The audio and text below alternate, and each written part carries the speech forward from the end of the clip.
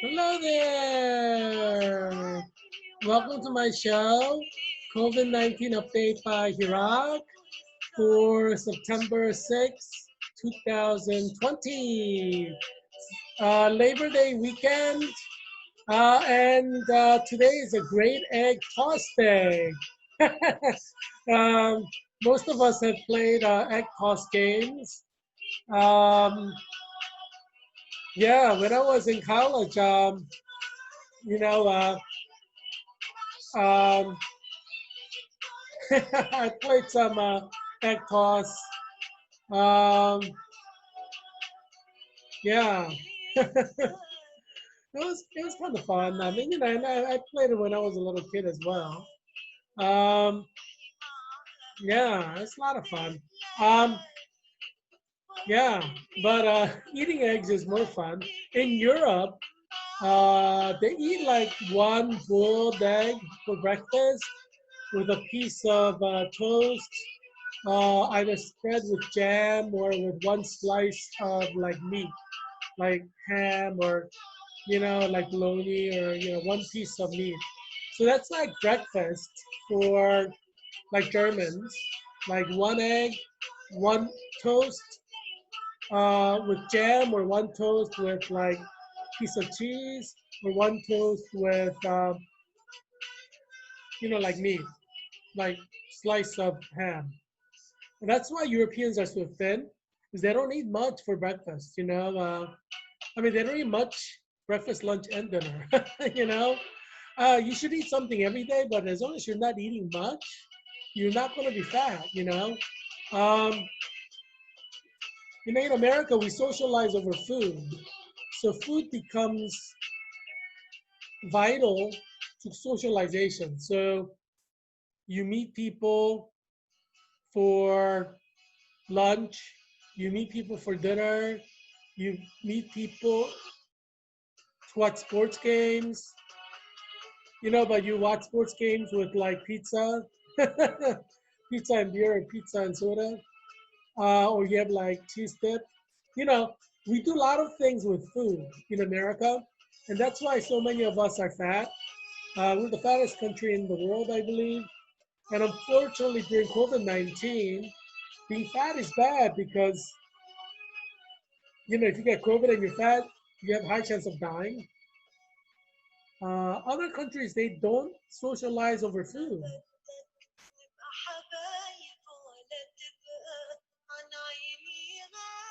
It's nice, isn't it? It's like Arabic music. Um, yeah, like when I was in Europe, uh, at Cambridge University, we had three meals: breakfast, lunch, and dinner, and small portions like European portions. Other than that, we never really eat apart from the three meals. So like when we're socializing, we're not socializing over food. You know, yeah. So I think that's why Europeans are thinner. I mean, they have breakfast, lunch, and dinner as like meal times, but apart from that, they don't really eat food or snacks. Um, and you're not going to gain weight if you just eat breakfast, lunch, and dinner and no snacks or no food apart from those times. So yeah, that's why Europeans are thin. And same with like Asians. Like Asians are very thin because they only have meals like breakfast, lunch, and dinner. They don't eat snacks or desserts. Dessert is not something that is a big thing in Asia. Like a dessert after Korean dinner is like piece of orange, or slices, several slices of orange or apples, and that's like dessert. Like no cake, no cookies, nothing sweet. And that's why Asians in Asia are so thin. Once you start adding sugary stuff like dessert items like cookies, cake, pie, that's what gets you. That's what makes you fat. Um,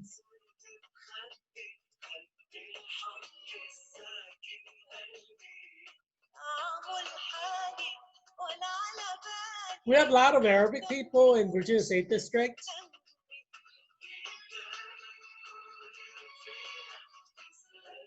Yeah, I mean, I had the Arabic neighbors, in my building.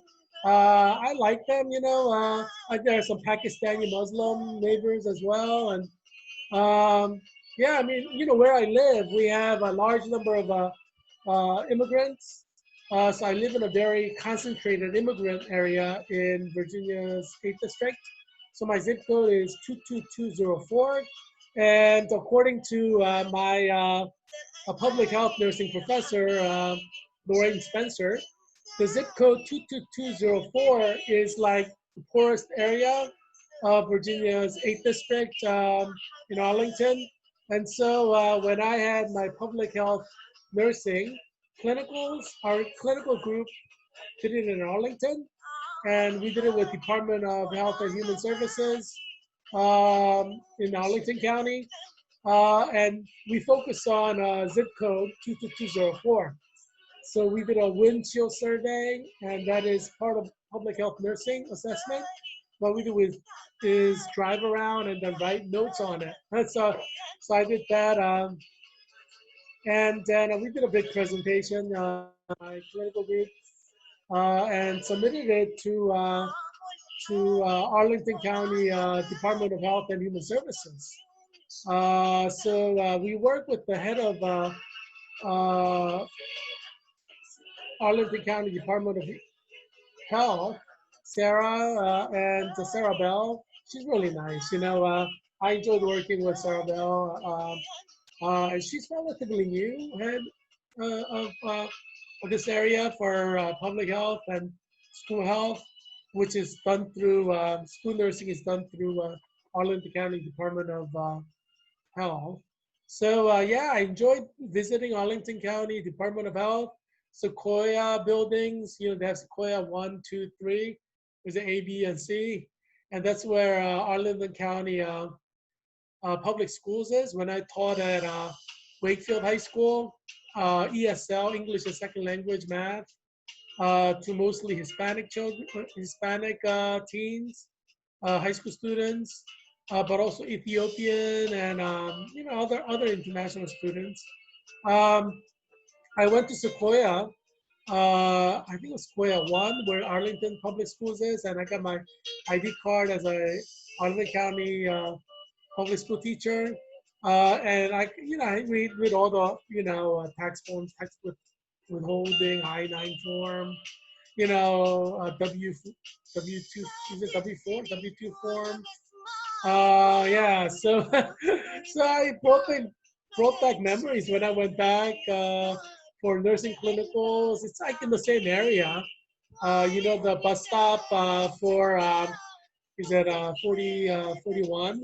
It stops right in front of Department of Health and Human Services. That's where all the Arlington County Public Schools is, and Arlington County Department of Health is. So it was brought back a lot of memories from my Arlington County Public Schools teaching days. I liked, I worked mostly with Arlington County Public School people when I was teaching at Wakefield High School, but this time around, I worked primarily with Arlington County Department of Health, because that's where school nursing is. So I got to see both two major uh, departments in Arlington county government. So I can honestly say I'm pretty knowledgeable about the way Arlington County works. I know the education system. Now I know the healthcare system in Arlington. I know the top people, the current people, because I had my clinicals in Arlington County Department of Health in spring semester 2020, which went from like January to May. So I know the current leaders in Arlington County Department of Health. I know the 30 nurses who are around 30 nurses who are in Arlington County schools, school nurses who work through Department of Health. So hi everyone. You all remember me, Heerak Christian Kim, right? Sarah Bell. Hi Sarah. And the top person, what's his name? Dr. So-and-so. I met him. So I met all the top leaders in Arlington County Department of Health. There is a top person Dr. So-and-so, I forgot his name. And then you have Sarah Bell, which is like, school nursing, and you have different division heads. And I met the division heads as well. We work closely together. Professor Lauren Spencer, she's amazing. She worked decades in Arlington County Public Schools as a school nurse and a manager, but obviously all the nurses in Arlington County work through Arlington County Department of Health. So I know all the top people, administrators, bureaucrats, nurses at the grassroots level. Not all of them, but I know a lot of them.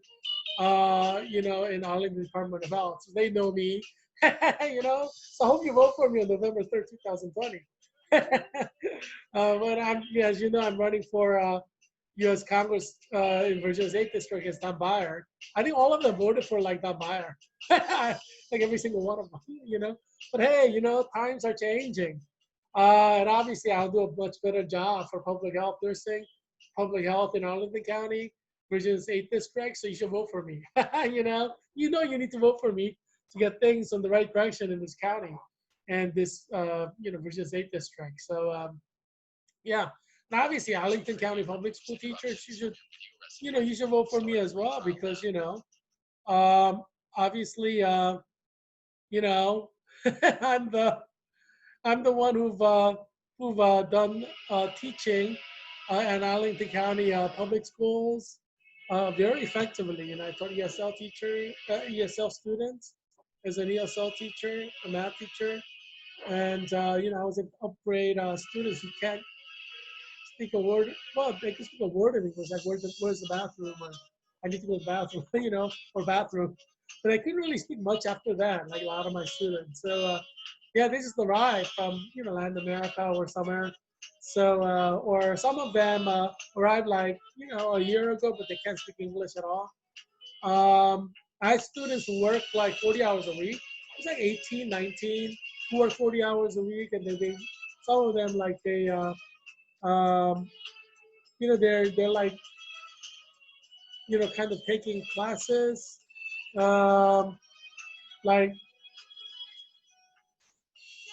yeah, they work like in the evenings after school, I guess. They work like 40 hours a week. I think mostly like on the weekends, um, and in the evenings. Um, yeah, so they're working full time while going to high school. Um, like even like yeah, like I had students who are yeah, I mean they were pretty tired. Because they work like they go to school, they go to work, for working 40 hours. Some of them work more than 40 hours. Yeah, I mean they're hard working, which is good to see. It's good to work hard. Um, yeah, I know Arlington very well. Obviously, this is my hometown now. So people know me.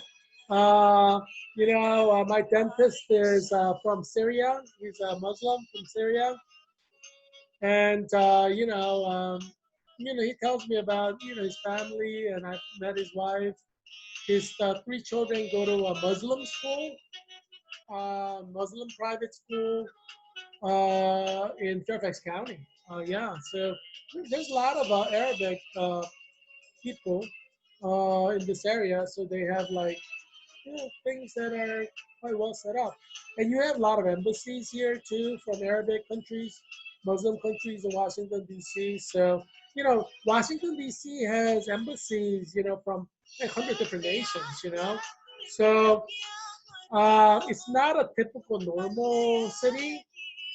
Each of these nations have their own vested interests. Like Israel is now like they made some agreements with United Arab Emirates, but most of the Arabic countries consider Israel as their enemy, and all the Arabic countries that consider Israel as their primary enemy have embassies in Washington D.C. So obviously they don't want Jewish state of Israel to advance. That's not in their national interest. So all these embassies have stated kind of targeting of Israel as their enemy, primary enemy, and they have embassies in D.C. So obviously everybody who works in these embassies hate Israel, like Qatar, Iran, all these embassies, from Middle East, even Turkey, they all kind of like hate Israel. And some of them want Israel to be destroyed, and that's their thing. Because they're enemy nations. And you have the Pakistani embassy, which considers India as their primary enemy. Would love to probably see India destroyed, maybe even by China. Pakistan is allied with China, they're allies.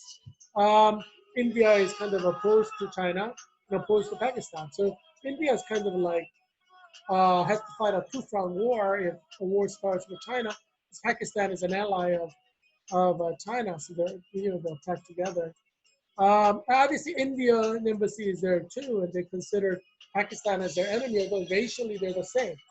They have a shared history for like over 5,000 years, and they're the same race.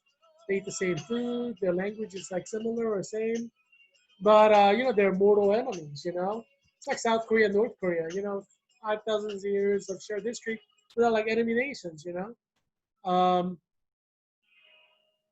so yeah, it's things happen in life, and life is like that, right? But in Washington D.C., you have over 100 different nations, and some of these nations, are enemies, mortal enemies. They want to see the other side destroyed completely and utterly, and they build their military in order to destroy the other side. So that's like Pakistan versus India, Arab nations versus Israel, and their embassies are all here. So Washington, D.C. is a very interesting area. It's not a very simple area. And obviously, every embassy has their intelligence officers there, like undercover. So every single Arabic nation, Qatar, Iraq, Iran, um, Saudi Arabia, United Arab Emirates, Yemen, all these nations want to see Israel destroyed, most of them. And they're doing everything they can to ensure destruction of Israel. Um, and that's their stated goal and mission as nations opposing Israel. Whether they'll achieve that or not, history will tell. But that's what they are primarily interested in doing. And obviously, that's the case with Israel as well. Israel wants Israel to exist as a nation. Arabic nations don't want Israel to exist as a nation because they want Palestine to dominate and be the only nation in the region, many of the Arabic nations. So, you have these competing interests between nations, and they pretend like they're friends or they coexist, but, obviously they're looking for opportunity to destroy the other nation, And that's been that way in human history. You have 100 different nations. They don't all get along. They don't want the other side to succeed. Most of these nations have an enemy that they want to see destroyed. But they're like pretending to be friends, pretending to be coexisting, in their embassies, right? But obviously they have their mission, their intelligence gathering in Washington, D.C. area. They're trying to see if they could turn some intelligence agents to be double agents to help the mission of their country. Like, it's like if it's Qatar, they want Jews to turn so that they can help in destruction of Israel. And obviously, Israeli Mossad and Israeli intelligence officers want to turn Arabic students at Georgetown or George Washington University or American University to be double agents or spy on their home country for Israel. I mean, this is like an intelligence jackpot, or intelligence melting pot where all these different intelligence officers are here, and they won't think twice about killing somebody on the other side. And they don't do it on American soil because they don't want to be investigated. But, in terms of their moral or ethical viewpoint, Qatar intelligence agents have no problem killing Mossad agents. Mossad agents have no problem killing Qatar intelligence agents, as a moral or ethical position. It's not just between Qatar and Israel. You have Pakistan and India. You have China and India. You have enemies, mortal enemies, who have no problem with wasting life on the other side, you know. And this is Washington D.C., but obviously everybody's pretending like they value life, that they value peace. You know, that's Washington D.C. Everybody's lying about the fact that they want peace. What they want is a strategic advantage. What they want is dominance. You know, what they want is destruction of their enemy nations, collapse, economic or infrastructure collapse of the other side, you know? And that's why Washington, D.C. is an interesting place. You have 100 different embassies representing 100 different countries, over 100 different countries.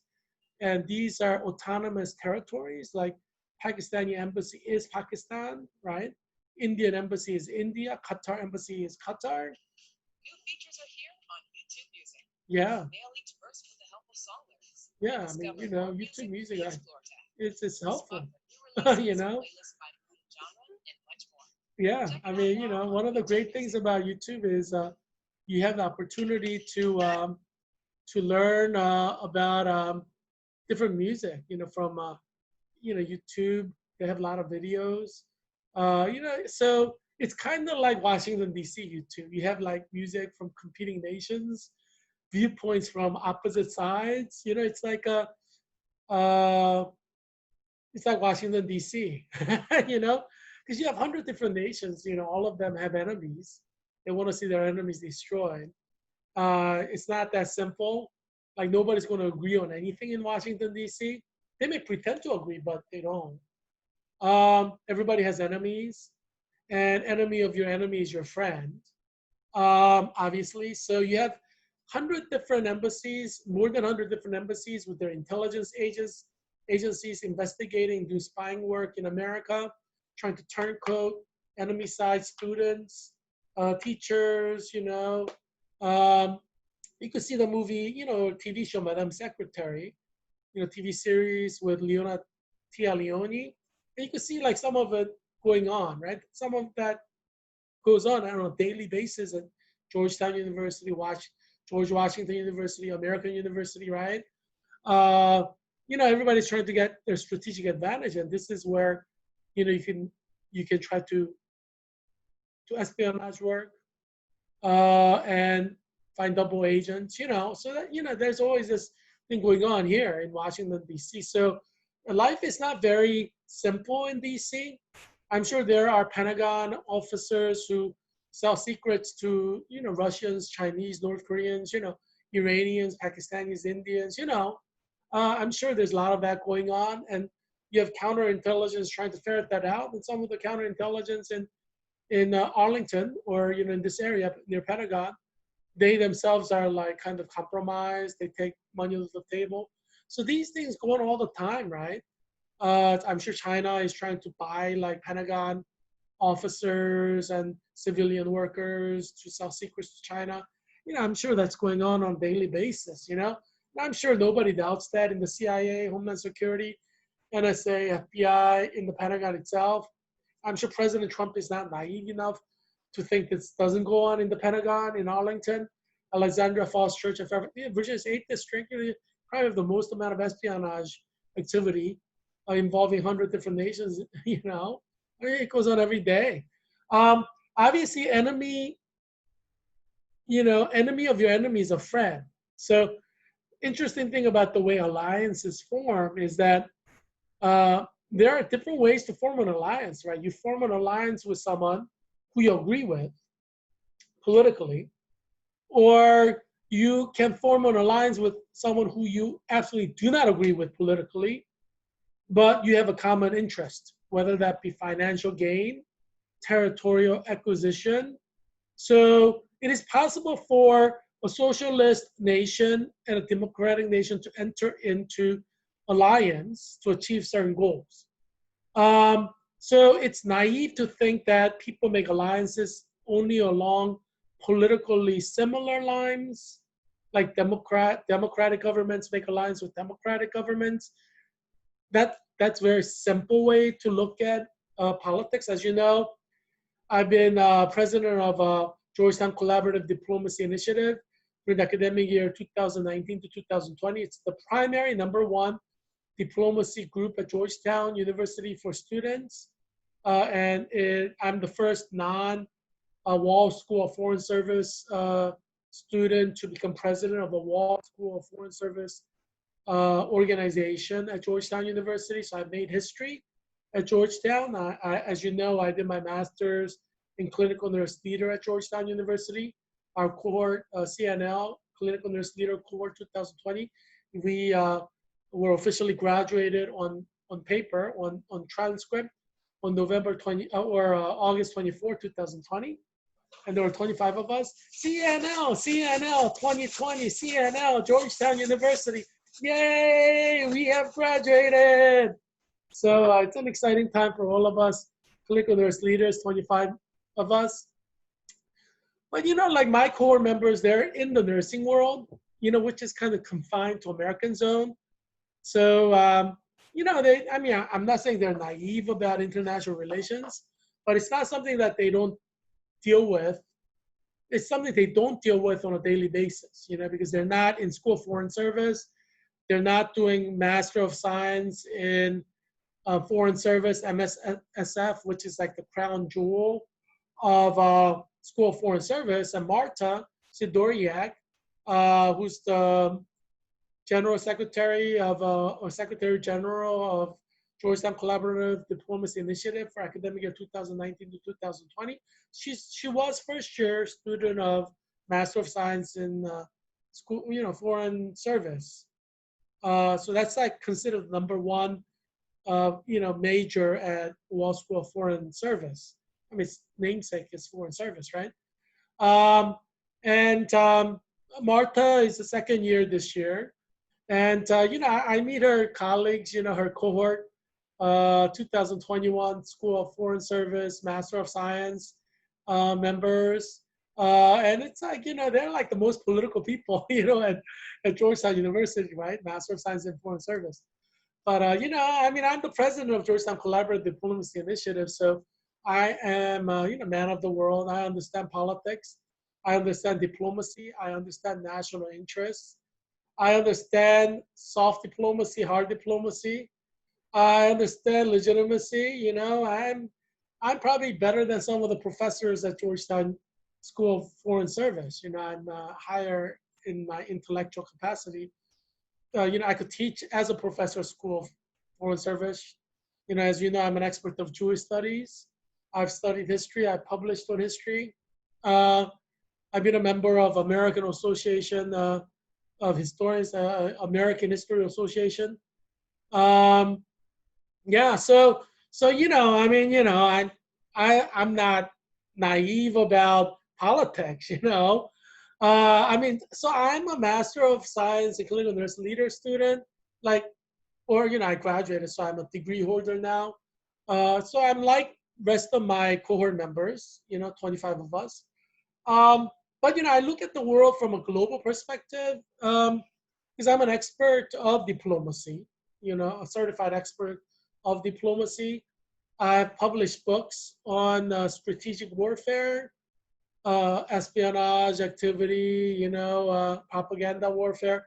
So I can school or teach CIA agents on how to carry out propaganda warfare. So, I'm at a far different level, very high level to a typical student at Georgetown in School of Foreign Service, because I think I'm at the level of their professors, So, so I understand the world, not as a naivete, but as a complex, wise person who has understanding from history and from expertise of both practitioners like diplomats, politicians, military generals, as well as,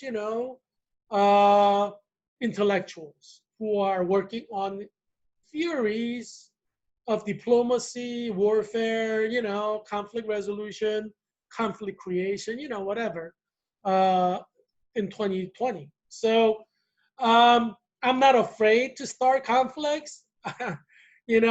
Sometimes you need to create conflicts in order to achieve your goals, right? Sometimes you need to resolve conflicts in order to achieve your goals. So I have no problem with conflict resolution or conflict initiation, you know. Um, Obviously, you know, you can't be a Secretary of State like Pompeo and be afraid to start conflicts. Sometimes you need to start conflicts. And that goes with the job of being a Secretary of State, right? Uh, Secretary of State's primary job is not to create peace. You know, that's what naive people think. Like Secretary of State Pompeo exists to create peace. No, that's what naive people think. But you know, people who are in the field of diplomacy, foreign relations, you know, School of Foreign Service, they know uh, that creating peace is very small part of diplomacy. You know, I would say less than 10% of diplomacy involves creating peace. Creating peace is not the primary goal of diplomats. Um, and that's where I think like people who are specialists or experts differ from, let's say, people who are laity, you know, people who don't understand from the inside, you know. So I'm sure like most of my core members, there's 25 of us in clinical nurse leader, CNL 2020. Most of them probably think of diplomacy as like it exists to create peace. You know, like goal of a nation is to create peace. That's probably how most of my core members, clinical nurse leader core members think. Like, you know, our goal is to get along, you know. But, they're not politicians. They're not diplomats. I mean, they're nurses, right? So, you know, so they're just concerned about creating harmony, perhaps, you know, because that's what nurses do. They try to create harmony. But diplomacy is a different field, you know, and foreign service is a different field. You know, nobody will want you and use you in the field of foreign service if your primary goal is to create peace. You know, what if Secretary Pompeo wants to start a war? You better be on the ship to start a war, you know, because trying to create peace when Secretary Pompeo wants war with China will be considered insubordination within State Department. You see what I'm saying? So, smart ones in Master of Science and Foreign Service understand that creation of peace is not the primary objective of Foreign Service or the State Department or any government. You know, that's not the primary goal. And that's what sets career Foreign Service diplomats apart from, like, you know, an average Joe American, you know. Because nation sometimes needs to start wars to protect its self-interest and or to defend its borders and or for national security.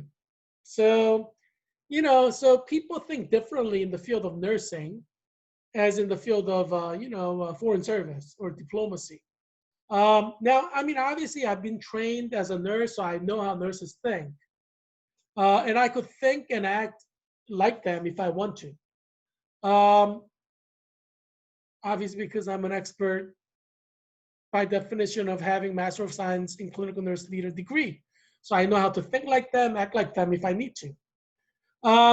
But, you know, obviously, you know, I've been trained as a professional historian before becoming a nurse. You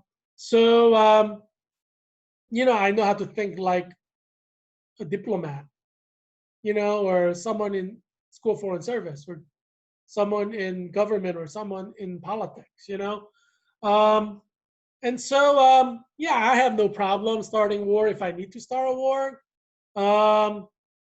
You know, I have no problem resolving conflict if that's in the interest of my people. You know, you know, it's life. You know, I mean, people who want to just start peace or just want to achieve peace, they're like, you know, first graders. You know, they're simple-minded people, simpletons. You know, in the 2,000 years of Christian Church have started wars many times. That happened under the Catholic. domination as well as in Protestant centers. Because obviously sometimes it's in your interest to start wars. And Pope Francis is not an idiot. He's not naive. He understands that. Pope Francis understands, like all the popes in 2,000 years of history, understand sometimes you have to start a war. Um, and, and Catholic Church has been around for 2,000 years. They could think at a higher level probably than U.S. federal government, because U.S. federal government's been around, 250 years or so? So it's a little baby compared to like the Catholic Church. And there are certain interests that obviously the Catholic Church wants to maintain, like having no female priests is one of the primary fundamental positions of the Catholic Church that he wants to maintain, and it should maintain. As I said, New Testament says women should not be clergy, women should be silent in the church. So obviously it's a fundamental part of Christian church from New Testament documentary perspective that you don't have women clergy. So obviously it's in the interest of Bible-believing Christians to ensure that there are no female clergy. So they'll do whatever they need to do to maintain that. You can't be simple-minded about this. You may want to be a first grader rest of your life, but life is not that simple.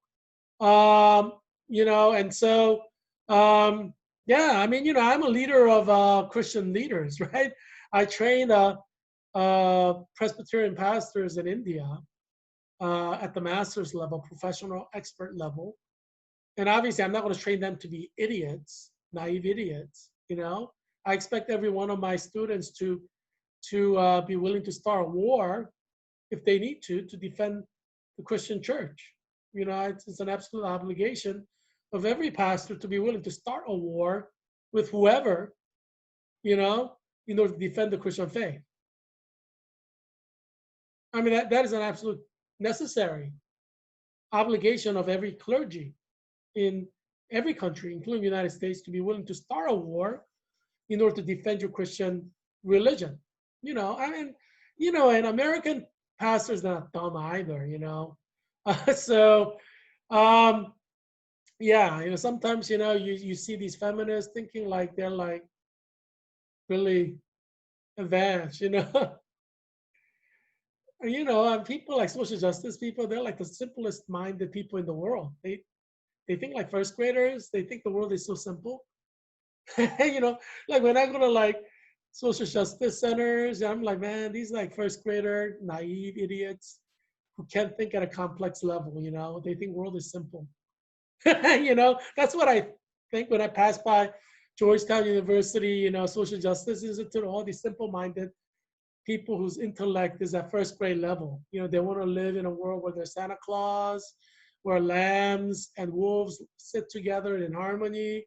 These idiot simpletons, That's why I think every Catholic university should destroy social justice centers, because they don't serve any constructive purpose in a complex world. It's just waste of money for these social justice centers and Catholic universities. You should just kind of destroy them all. They don't have any real purpose. They don't do any good in society. They're a distraction. And I've not met a social justice person who thinks at a complex level. They're all idiots, intellectual adults. So that's why you got to get rid of these social justice centers, because they think like world is like one happy place, idiots, world is not that simple, You got to grow up, mature, understand the world is complex, That's why you got to get rid of the social justice centers. And every Catholic university, every Protestant university that have them, most Protestant universities don't have them, thank God. We don't waste money on that. Life is very, very, complex, And I would say, the nursing profession, should stay in the nursing lane, because, when they get out of the nursing lane, they're not in the field of expertise, right? Nurses are great nurses, but they're experts at nurses or nursing and healing the sick.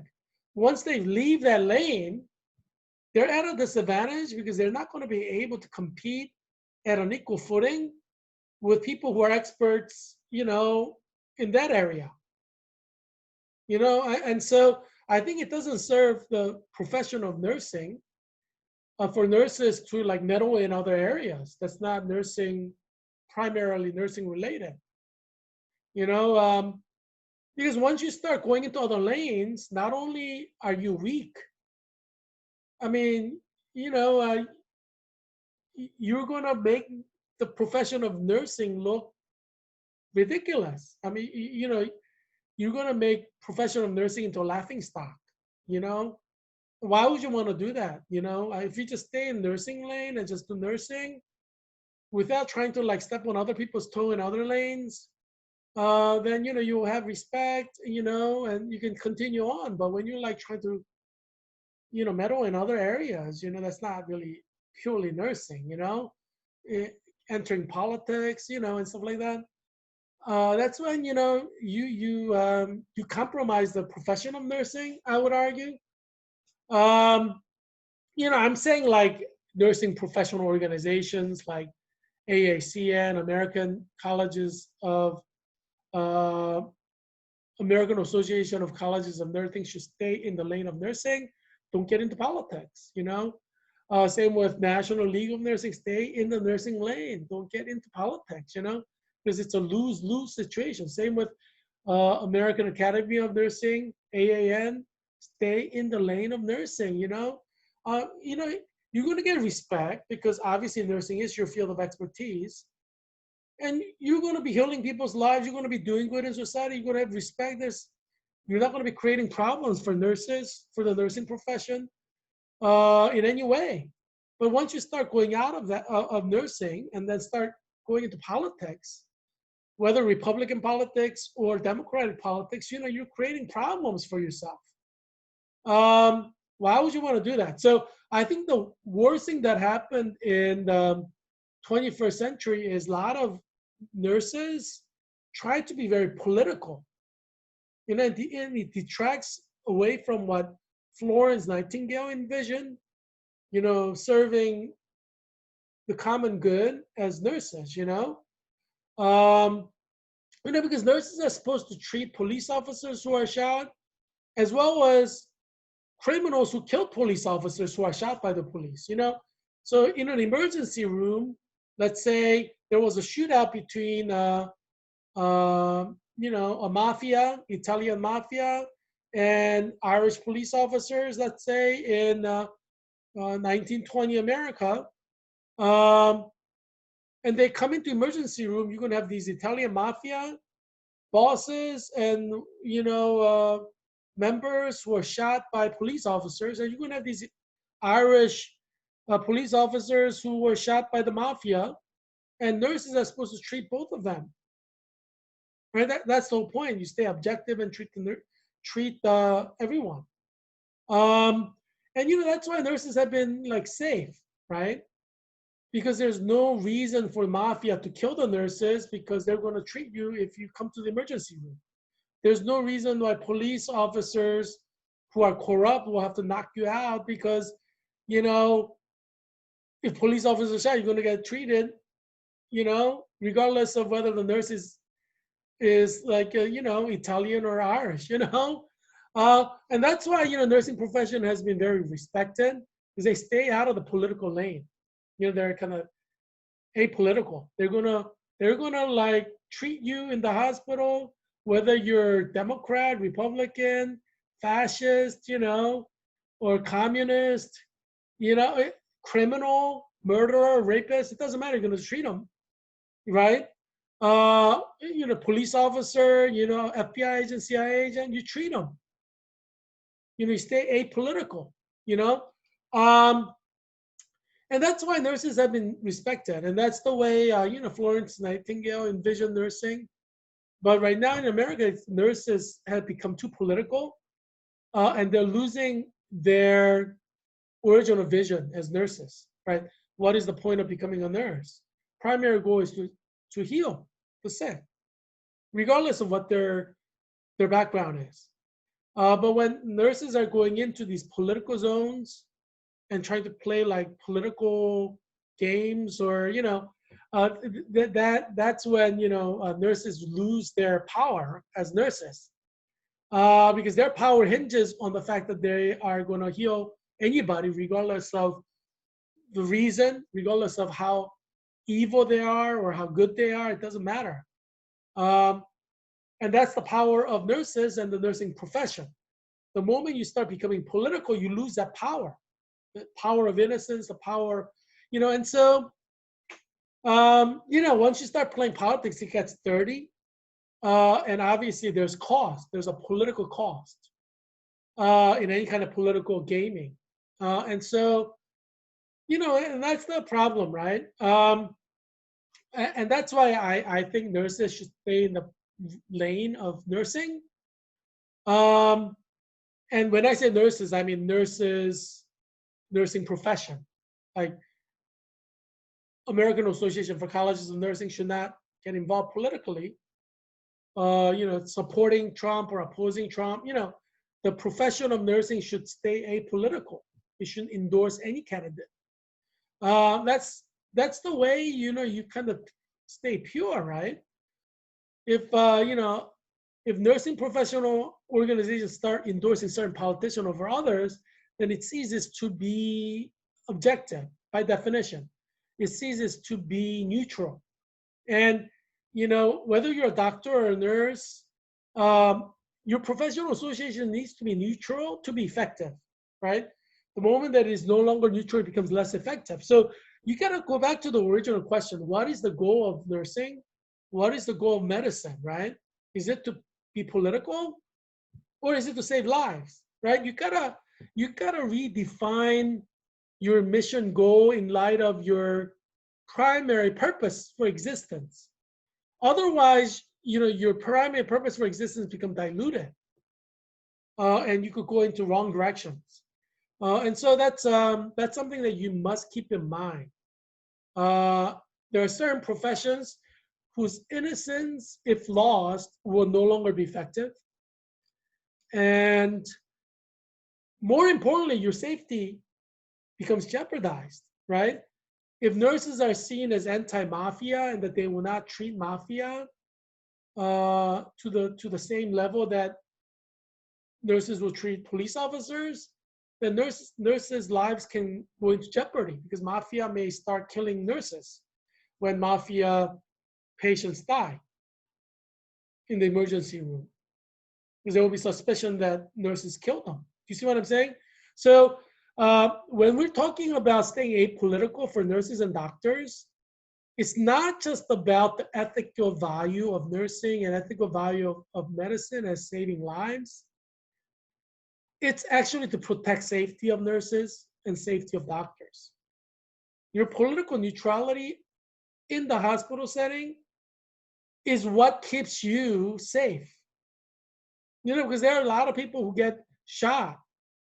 If criminals can get shot, if they think nurses are political or had something to do with failure of health, or life, then there are gang members, mafia, who can kill your child if you're a nurse as a retaliation. So in a sense, mafia versus police warfare stayed in the streets outside of the hospital setting, because there is this common perception that nurses will treat mafia injured same way that they will treat police injured. So yeah, I mean, both sides can be upset about it, but they feel safe in the hospital. It's a safe place for everyone. And that's why, nursing profession has to be neutral. It should not endorse any political candidate as a professional organization. Because once you do endorse a political politician, you're no longer neutral. And in times of social stress, nurses' lives can go into jeopardy. Because now you become part of the social warfare. And you want to stay out of that. Yeah, as a nursing profession, like National League of Nursing, American Association of Colleges of Nursing. You're talking about 4 million nurses whose lives can be endangered. Um, and as you know, COVID-19 is it's becoming very political. And so, you can have a situation where nurses are killed or nurses are followed by criminals into their homes and their children and their husbands killed. These things can happen in COVID-19 America because COVID-19 is very political. Unfortunately, it has become political.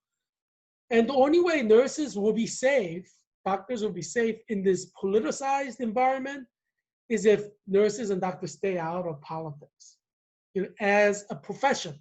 I mean, obviously, individual nurses can vote and talk, and obviously they need to talk about things that are related with public health.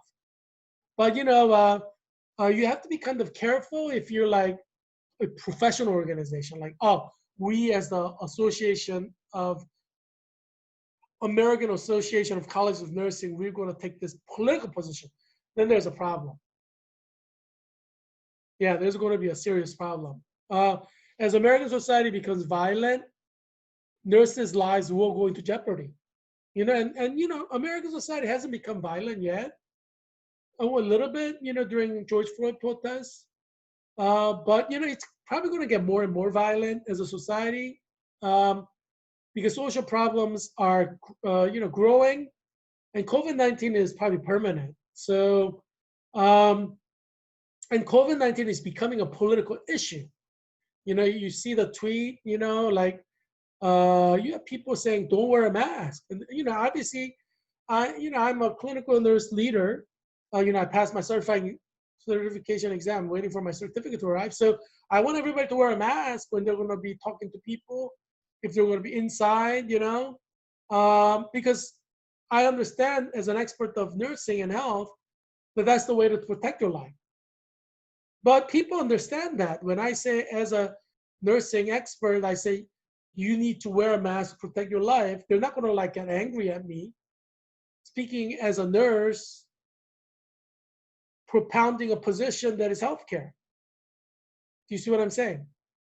But people can get upset if you get involved, as a National League of Nursing organization or American Academy of Colleges of Nursing, organization, and make a statement that seems political. And so, yeah, I mean, so you got to be very careful, especially when society is becoming violent.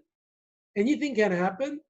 And, American Association for Colleges of Nursing should not put lives of nurses in danger. There are 4 million nurses. And if professional organizations of nursing make political steps that are problematic, you endanger lives of all of us 4 million nurses, you should be very careful about doing that, because I mean, organizations, representatives can be political. So officers in American Academy of Colleges of Nursing may be Democrats. They're probably all Democrats, and they may have their own very strong political positions on issues, but they are actually representatives of 4 million nurses, right? Nursing colleges. So they have to be cognizant of the fact that they have to be careful not to be political with American Academy or American Association of Colleges of Nursing. Because if they start looking like they're playing politics to 330 million Americans, to the extent that it becomes problematic, you're putting 4 million nurses' lives in danger. There are countries where nurses are attacked going home from their hospital. And this has happened in England as well. Like nurses, doctors going home from their hospital are attacked. Not like robbed, I mean attacked. Yeah, so it wasn't for money reasons. It was like, I mean, some of them were robbed, but because, you know, like nurses have odd hours, right? 7 a.m. to 7 p.m. or, you know, so they work strange hours. And so, you know, it's easy for them to be mugged in a city going home, or killed going home, being mugged at gunpoint. So these things happen. I mean, that happens to everybody, right? Walking around at ungodly hours or in remote areas where there aren't that many people. But there have been violence targeting nurses because they are nurses in several countries around the world. And American Association of Colleges Nursing, you have to be very careful not to do that. Because, you know, nurses will die of COVID-19 because they work with patients who have COVID-19. So they have high chance of getting it. And if they're overweight or have asthma, they could die. So they're already going to die from COVID-19, a lot of nurses, just because it's part of the job. It's like being a Marine on D-Day. You're going to go invade France. On D-Day, obviously, you're going to have a lot of people die.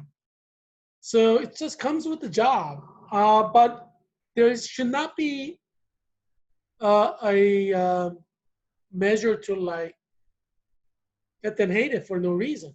So they're like killed in the street just walking by in their nurse's outfit, you know?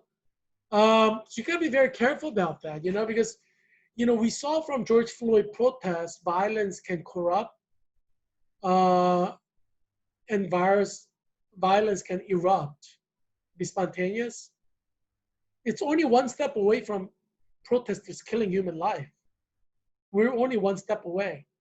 It hasn't happened yet, but there's no guarantee that it will not happen in the future. I'm predicting that, you know, these protests will turn violent, like defund police, and then, you know, at a certain point, it's going to turn violent, because we're only one step away from it. It's kind of like anybody, you know, somebody who does you know, never smoke, starts smoking cigarette, and then, you know, somebody said, why don't you just smoke this joint? And it's like some cigarette. So, you know, that guy, you know, starts smoking, you know, pot. And then, you know, he's like, why don't you try this, you know, cocaine? How about heroin? You know, and soon before you know it, like he's like overdosing on opium, you know, and heroin.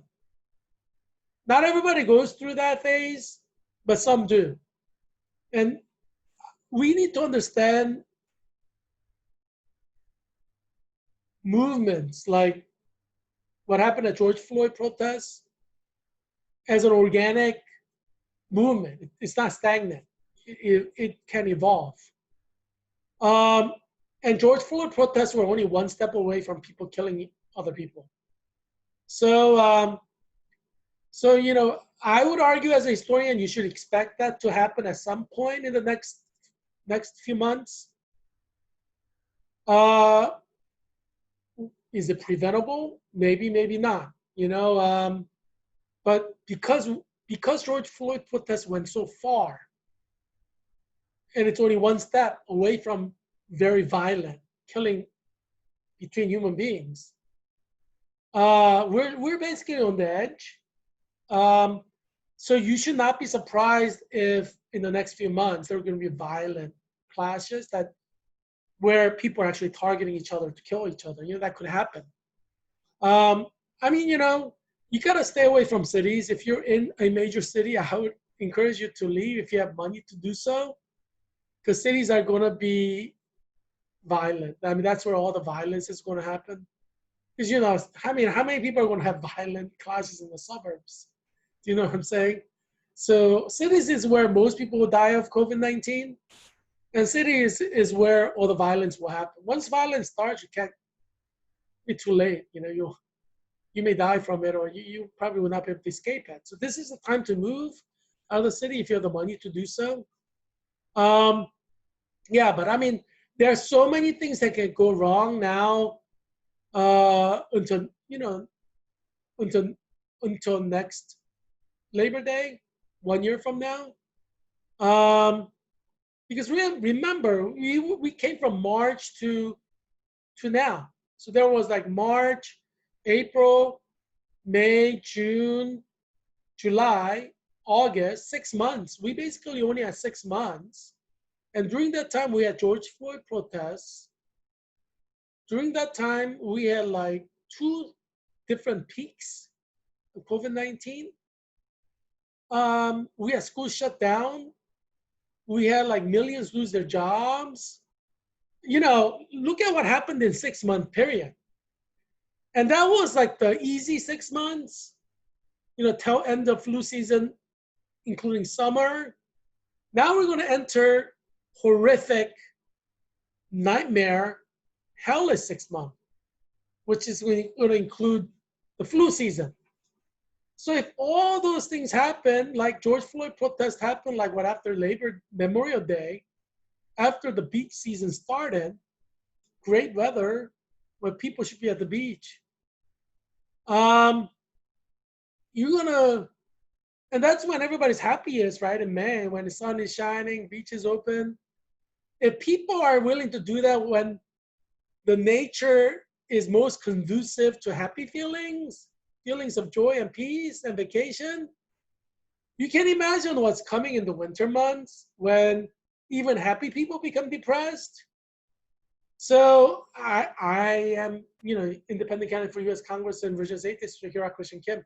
I predict there'll be serious violence, people targeting and killing people in major cities in America, like New York City.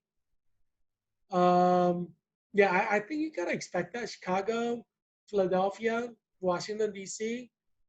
Because if you can have that kind of violence in the summer, in the winter, when people actually feel depression, weather causes depression. In winter, a lot of people, you're gonna have serious number of murders. Yeah. So it's probably good to move out of cities when you can in September. That's my recommendation to you. Do what you want. You're not a slave. But if you stay in New York through 6 months of flu season, you should not be surprised if people like invade your home, with weapons, rape you and kill you. These things can happen. I don't know if I told you a story. Yeah, I did tell you the story. I told you a story about my friend who's a deacon in my dad's church. He was a manager of Samsung. And he started out and he lived in an apartment near my dad's church. And he was recently married with his wife. Married her from Korea, brought her here. And she was like stay-home wife. And she got a knock on the door. So she opened the door because they said, they have like mail or something. Like he was pretending like a mailman. But he was this guy who saw her around in the building. And she's pretty. And he just wanted to rape her. So he was pretending. She didn't know him. He probably saw her from afar and planned this thing. And so he came knocking and she opened the door. The moment she opened the door, he rushed in, closed the door behind them. And he had a knife. And he threatened her with the knife, but she would not take off her clothes and have sex with him. So he got violent and she kicked him where it counts and pushed him away, and he just did all she could not to get raped. So he stabbed her. She got stabbed like 100 times. She survived. This happened, a while ago, in Philadelphia. These things happen in real life. Even when there is no COVID.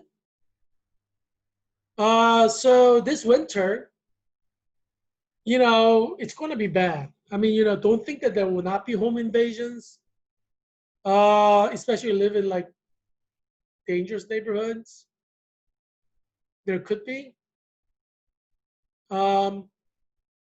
It's going to be pretty bad this winter, so people are talking primarily about COVID-19, but you got to remember, there's crime and social problems even before COVID-19. It's not like criminals are going to stop committing crimes because there's COVID-19. So you have to understand that crimes will continue And sometimes crimes are exacerbated during crisis times. And so that's why I'm saying, please do not endanger lives of 4 million nurses by getting involved in politics in any shape or form. I'm talking about American Association for Colleges of Nursing, National League of Nursing, American Academy of Nursing, American Medical Association. You have to stay out of politics because people will target you to kill you during COVID-19 over politics. Do you think that won't happen? I'm a historian. I've studied thousands of years of history. I've taught history at Brown University. I've taught college students history at UCLA. I assure you that can happen in America. And we're not in a peaceful time. We're in a crisis time. And police are highly compromised ever since George Floyd protests. So you cannot count on the police to protect you. So there are several social factors coming into play. And then there are all these horny guys who are not able to have the sex that they normally have when there was no COVID-19. And most of the nurses are female, walking back from hospital to their car in a parking lot, walking around in the city, because they have to go in to work. So they're going to be primary targets, So conversions of several factors could result in thousands of nurses being raped and killed, or just being killed for political reasons during the flu season, and you don't want to create that environment, So I think in COVID-19 America, it's better for all nursing professional societies and all medical societies just keep their mouths shut about anything that relates to politics in any shape or form, because you don't want to lose nurses to like violent crimes over politics. We need all 4 million nurses. And I mean, even with all 4 million nurses, I'm predicting that over 3 million Americans would die from COVID-19.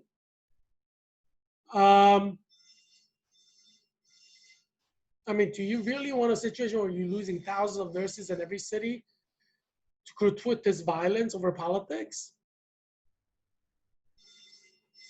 Yeah, you don't want that situation. So yeah, it becomes an emergency situation. Yeah, so that's, I'm just trying to look out for you. As you know, I created this show, COVID-19 Update by Heerak, to save your life and your children's life. And we can't lose any nurses. I mean, we're going to lose nurses to COVID-19. But, we don't want a situation where in all 50 states, you have nurses targeted for violent crimes by people who are politically motivated to do that. So yeah, you and doctors as well, you have to be very careful. I'm a historian, so I understand what happened in history. So from that, I could deduce what could happen. And I understand what people are capable of, even decent people, in moments of stress and crisis. So don't be going around creating more stress and crisis. Professional organizations which are nursing or medicine, just focus on healing lives, This is not peaceful times. This is a crisis time. We had 2 weeks of nonstop violence protesting the police. That's not normal. That conflict has not resolved yet. Do you think that like now we're okay? We're not okay because that conflict has not resolved. In fact, the conflict actually is growing and festering. We don't know which direction it's going to go. Now, 6 months of flu season is dark, depressing era. I'm predicting there's going to be massive violence, massive murders in every city. That's my prediction. I don't think I'm going to be wrong.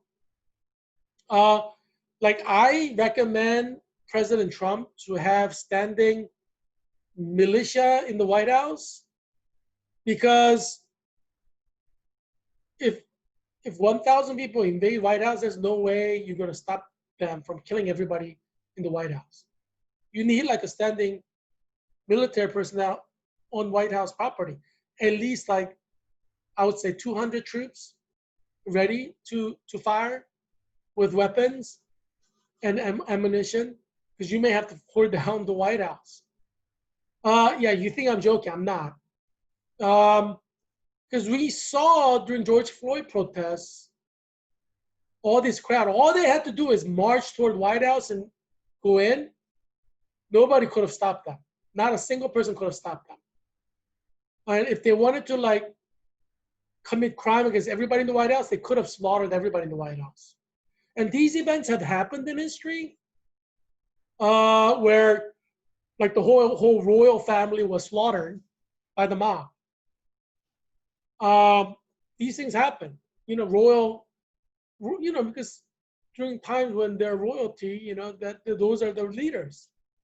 So I would recommend to President Trump at least have 200 soldiers, like elite soldiers, probably like U.S. Marines, stationed inside or on White House property. And that's my recommendation. You do what you want, because flu season's coming, and you can't predict anything. I would say you need like 200 U.S. Marines, because they're the ones that are the toughest. Like not these Army National Guard. What are they going to do if there's like 200,000 mobs invading White House? What are they going to do? And they're going to all have weapons.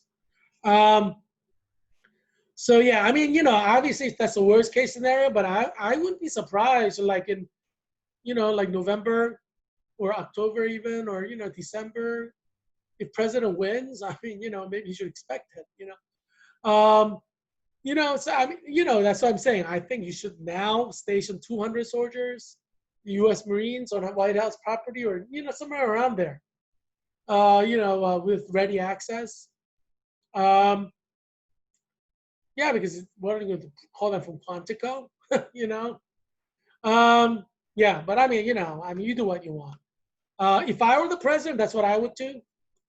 I would have like 200 most elite U.S. Marines who have had, many years of experience, have files that are this thick that I could trust.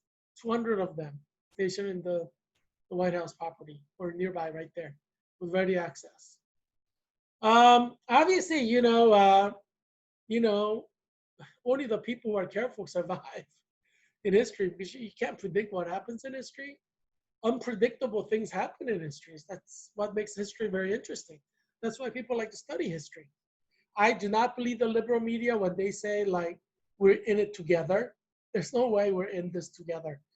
Does George Floyd protest like we are in this together? Why do you even need to protest if we're in this together? No one needs to protest at all about anything if we are all in this together.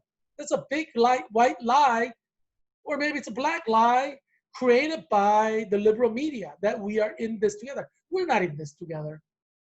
If we were all in this together, there would not be a single protest of any kind.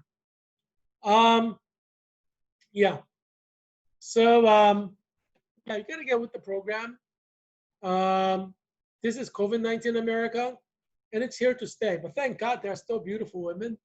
Hopefully they keep their figure. You're not getting some weight over COVID-19 period. I'm trying to lose that now, But, I hope the women, beautiful women, are keeping their figure. Buy some treadmill, exercise bike, do it at home, COVID-19 is forever. There's no reason why you should lose your figure.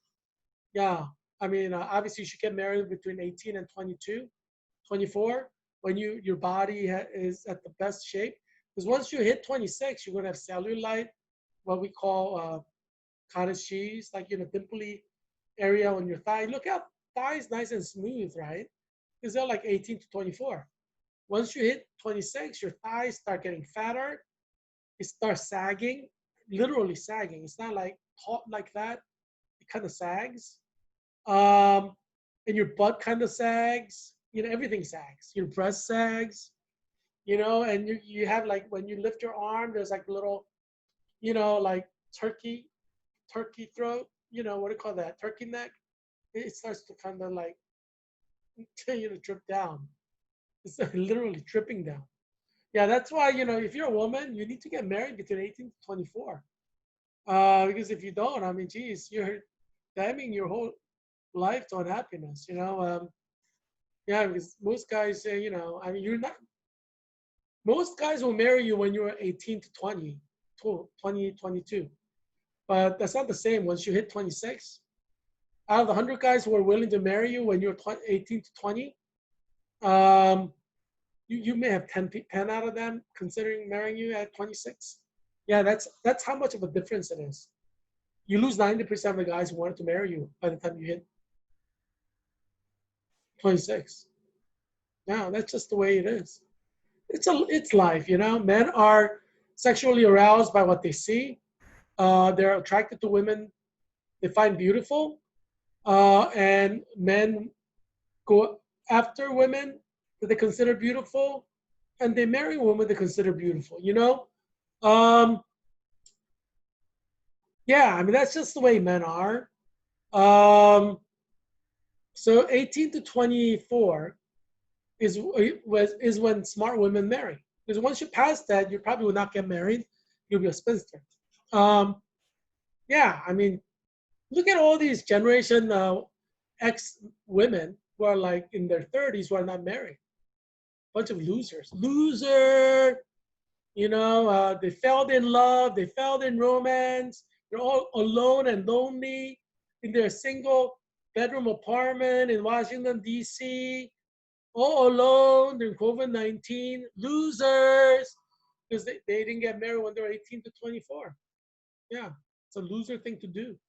Loser! Yeah, a lot of losers in Washington, D.C., these women who are like over 30 and not married. Bunch of losers. Men can marry whenever they want. Like men, regardless of their age, can marry women from 18 to 24 generally. I mean, obviously, men should marry when they're 18 to 24 as well. But women don't care about men having like cottage cheese, or beer belly. Many women don't care as long as if they love them, they don't care. Men care. Even if men love the woman, they care. That's why men are like telling their wife not to like have a dessert. They care. Um, yeah.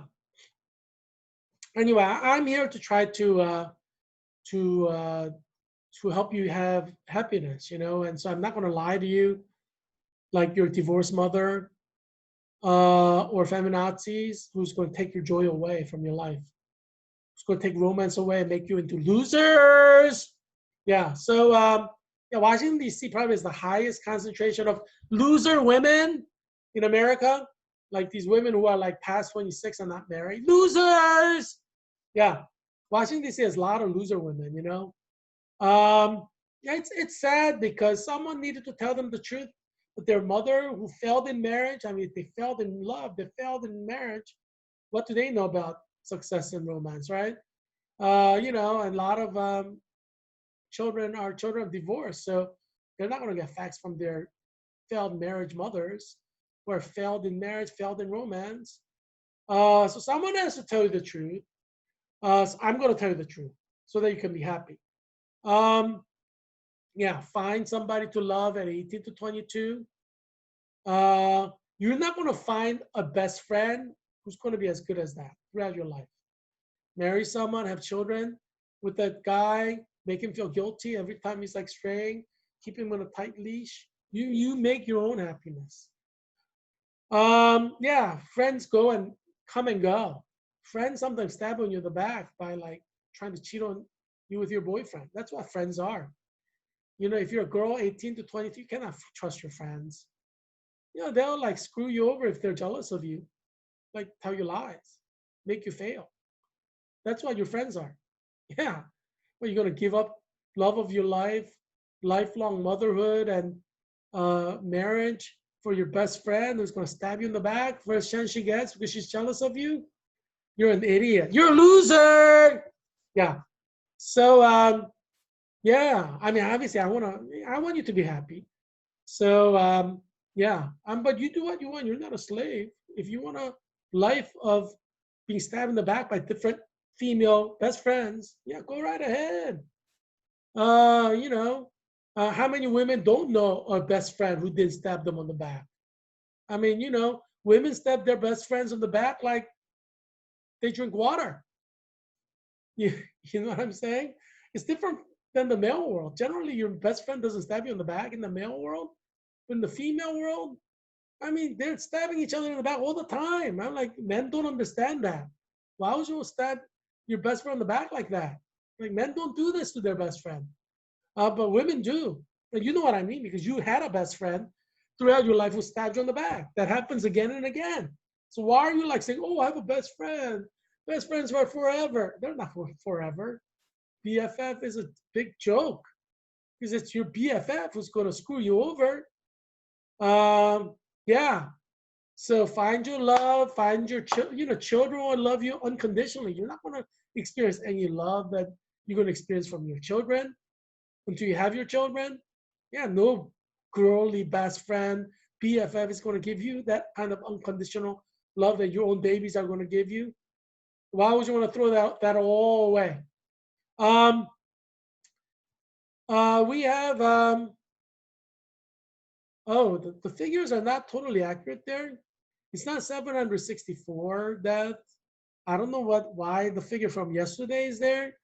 But the figure is probably more like 400, around 400.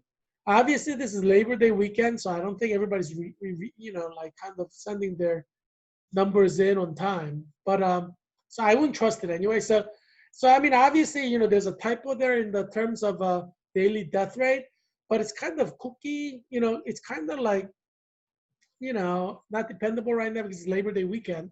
Everybody's on vacation. Obviously, you should be on the beach having fun. Tomorrow is the best day and the only day or the last day you're going to be able to spend your time on the beach. For 6 months of horrific beach life, devoid of beach life, winter, dreary winter comes. Winter is coming. So go and have fun at the beach tomorrow. We look at COVID-19 death in America. We're at 188,932 deaths. Total cases at 6,275,614.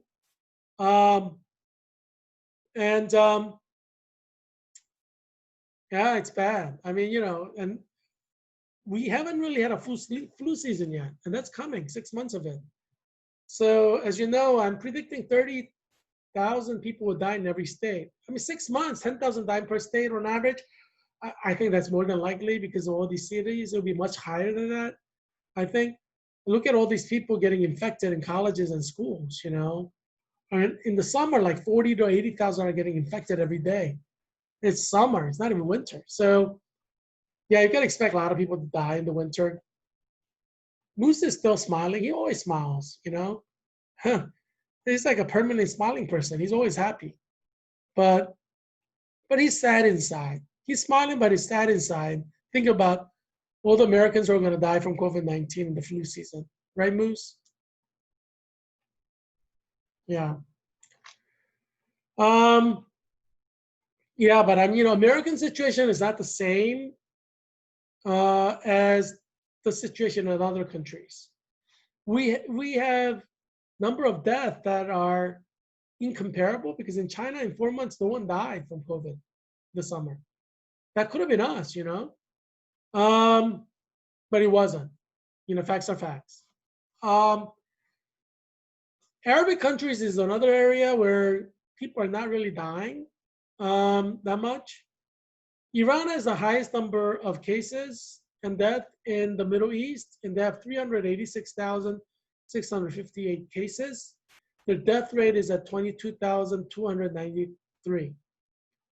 Saudi Arabia is second, 320,688 cases, 1% death rate at 4,081 deaths so far. A lot of American states are way past that. It's kind of sad. Iraq is number 3, 260,370 cases. And the death rate is at 3%, so 7,512. Many states are past that too in America. Israel is number 4. They moved up from number 5 to number 4. 130,644 cases. The death rate is rising again. And it's over 1,019. Still, less than 1% death rate. So they're not as worried, but yeah, death rate is rising. That's for sure. Let's see what happens in the wintertime. Qatar is number 5. It dropped down from number 4 to number 5. 120,000, 95 cases. Their death rate is only at 0.2%. 203 people have died. Can you believe that? Oh, and you see the little graph next to the video? So the aerosol, when COVID-19 is airborne, it kind of floats in the air. Do you see how you could be like 10 feet away or 15 feet away? You could still get COVID because it's floating in the room, right? That's why we call airborne or aerosol. It's just floating around in the room. It's circulating around the room. That's how you get COVID, even if you're like 15 feet away from someone. So World Health Organization, Johns Hopkins University, Yale University, they're saying COVID-19 is, some of it is airborne. And I've always said some strands are airborne. So if you're in the same room as someone who has COVID, you could be like 20 feet away, you can still get it. You can still get it even if you have mask on. That's what aerosol means. Do you see like how the larger red droplets drop down? Like they're not going to infect you because they're on the floor, right? And so droplet means like as long as you're 6 feet away from someone, you're not going to get it. Because all the drops drop to the ground. But in airborne situation or aerosol situation, it's floating around. So you could get it even if you're wearing a mask. Yeah. So it's pretty bad. Now, what's the worst that can happen in the flu season in the USA? Well, I talked a little bit about that. Yeah, I mean, you were still in the summer. Do you see the beautiful woman below me? Yeah, that's why you can enjoy tomorrow. Beauty of God's creation at the beach. Last day at the beach tomorrow. You're not going to get COVID in the beach. It's not like being in a room, right? A room is confined with 4 walls and a ceiling. That's why they float around. If you're in the beach, even if COVID-19 is airborne, aerosol, it's going to float into the sky, You're not going to get it in the beach, even if it's airborne. So that's why you should go to the beach and have fun. Because sky is the limit. There's no walls. It's going to float out into like space. Or like, I mean, it's wind's going to carry it or whatever. It's not going to affect you. Research say millions of Iranians could die of COVID-19 if people don't take precautions. Millions of Iranians can die. Can you imagine how many Americans will die? Because we have far more death than Iran. So that's something to think about. Yeah, like when you open schools, you're gonna have a lot of people getting COVID. I'm Heerak Christian Kim, independent candidate for U.S. Congress in Virginia's 8th District. I'm predicting thousands of children die in every state because schools open. It's unfortunate, but that's going to happen. In some states, you're going to have tens of thousands of children or more die because of COVID-19. If you can get COVID, you could die from COVID. Children are getting COVID, therefore they could die from COVID. Bill Gates is predicting millions more will die before COVID-19 is over. I totally agree with him. I'm predicting that minimum 3 million Americans will die from COVID in this flu season alone. Minimum 3 million. And I'm predicting like 10,000 nurses will die by Christmas. And out of my cohort, 25, 5 of them will die before Christmas, unfortunately. Flu season is horrible. That's what killed majority of Spanish flu of 1918 victims. Out of 50 million plus died. Majority of them died in the second flu season. Spanish flu only lasted 2 years, two flu seasons. And over 50 million died, majority of whom in the second flu season. Election may get canceled. I think that's a positive possibility. Is it enough people die in October? Because how are you gonna have an election? We entered September. We don't know what's going to happen. It's not flu season yet. Flu season technically starts in October. We have to see. I mean, you know, yeah. I mean, majority of the death may come like in December, right before Christmas, or November, December. But it could also start in October. So let's see what happens. Um, no one knows what's going to happen in the summer. 1,000 die per day, which means in October you could have a lot of people die, far more than 1,000 per day. We don't know yet. No one knows. Yeah, but if you have like a lot of people die in October, most likely the election will be canceled. So that's a possibility. So those are some scenarios that are possible. Obviously, you may die in flu season. 3 million Americans may die, maybe more. So you should go and enjoy yourself at the beach tomorrow. Have fun. And this is the time to go and have fun, because you may be dead by Christmas. Obviously, I created this show to help you survive COVID, to help your children survive COVID. So I'm going to be with you, hold your hand through this whole process to save you from COVID-19. I'll give you facts and updates that's going to help you survive COVID-19. So you're very lucky about that. But when I say go have fun, you should go and have fun, because, you may not be able to have fun at all for 6 months of flu season. Yeah, yeah. Anyway, I'm happy to help you, survive COVID. Obviously, I give you advice. It's leave it or take it. I mean, you're not a slave. If you want to take the advice, take it. If not, don't take it. Obviously, if you don't take the advice, there's high chance you can get COVID and die. So, yeah, do what you want. Obviously, you're not a slave, but just know that there's consequence to not taking my advice. Because I am an expert. I'm the Leonardo da Vinci of 21st century. I give you advice to survive COVID. So I recommend you take it, yeah. But, it's your life. You do what you want, but remember, you will suffer the consequences of your decision. Everybody's responsible for what they do, and there's consequences for everything, right? Some are positive, some are negative, right? Life is about consequences. I'm sure you tell that to your kids if you're a parent. Life is about consequences. So that's just the fact of life. That's just the way life is. Anyway, yeah. So I hope you enjoyed my show today. It's a daily show, so tune in tomorrow. Don't miss my show. You need to watch my show, because you can't trust the liberal media. They give you all these lies, leading you astray. Why do you think we're in the predicament we are? We have 1,000 people dying every day right now because of the liberal media. I mean, if you listen to them, and nothing's going to happen that's going to be good for you. So yeah, so tune in every day. Tell your friends to tune in, your family members, relatives, co-workers, neighbors to tune in. Yeah, so I will bring you more content tomorrow that's going to help you survive COVID-19. I hope that you'll be well and that your family will be well too. Goodbye.